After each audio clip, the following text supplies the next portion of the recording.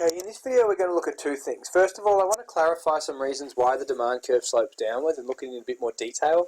And then I want to just talk about how changes in demand and supply can impact the overall level of economic activity, employment and prices in the economy. So there's three key reasons why the demand curve slopes downwards. The first one is the wealth effect. And basically what that means is that when prices are high, the value of people's savings in real terms is less. So when prices increase, if people have a certain amount of wealth saved up in savings or shares or property, when prices are high, the real value of those savings is now reduced. So therefore people basically feel poorer and are less likely to spend. When prices are falling, basically our savings and our wealth that we've accumulated is worth more in real terms, and therefore basically people are more likely to spend because they feel wealthier.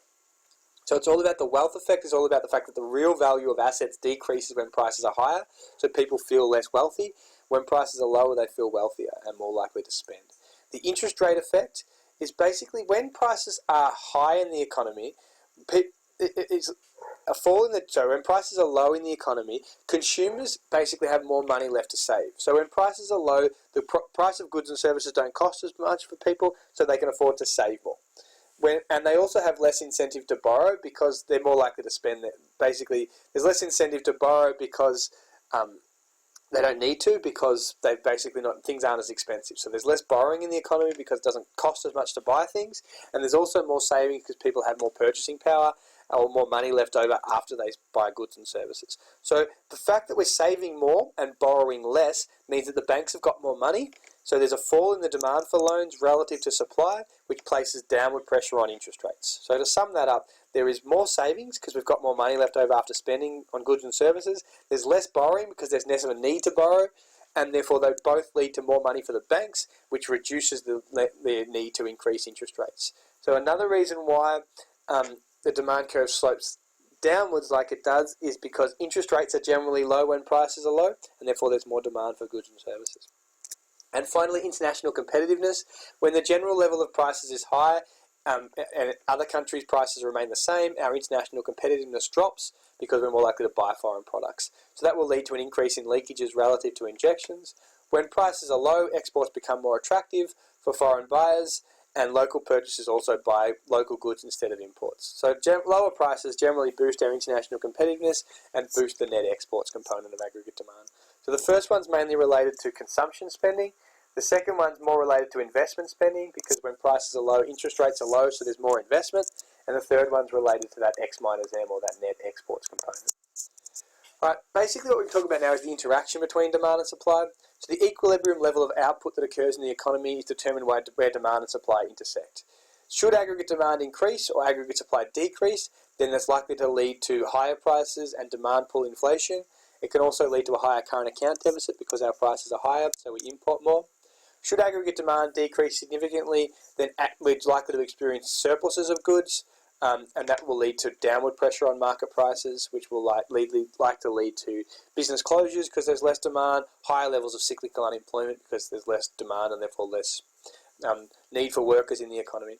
So the aim of the government is basically to ensure that we regulate a point between these 2 points, not that so we have too high levels of aggregate demand, which causes inflation, and also to ensure that there's not excessively low aggregate demand, which causes unemployment and business closures.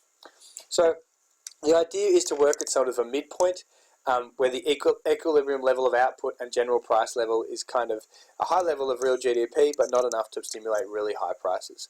So it's generally when we're not quite at full capacity, it's generally when unemployment's around 4 to 5%, growth around 3 to 4%, and inflation of around 2 to 3%. But any change in demand or supply will affect where we are with these two curves in terms of the price level and the level of output. So if we look at changes in aggregate demand, a factor that causes a change in aggregate demand or causes it to shift to the right or the left can have a big impact on the economy. If we're in this point down here with weak aggregate demand, any increase in aggregate demand is likely to lead to a big increase in output and only a small increase in price. When we get to this point where we're near productive capacity, any increase in aggregate demand is just likely to lead to bottlenecks and increased prices. Changes in aggregate supply are also essential. So all these factors we talked about in the previous video will help to boost aggregate supply.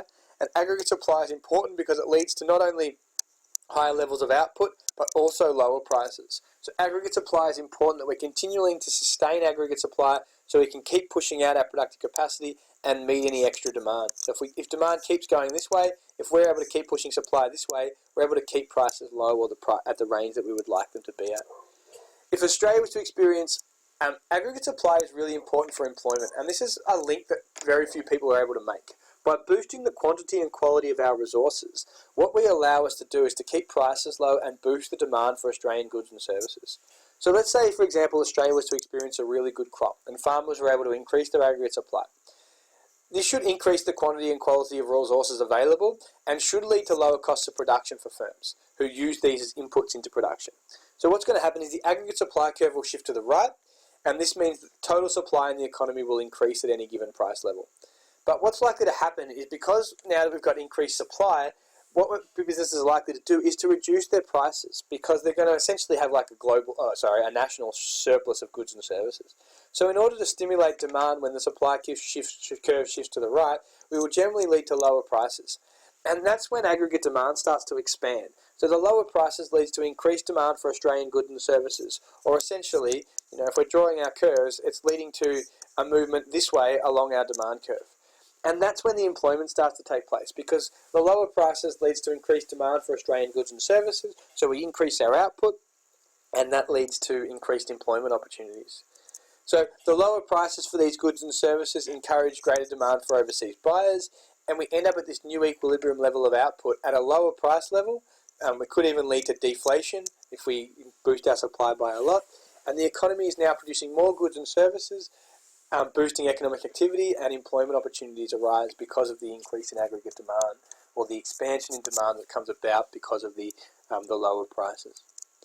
If the aggregate supply curve shifts to the left, that's likely to lead to a fall in output and an increase in prices. So we're likely to see a shortage of goods and services because our supply potential has reduced.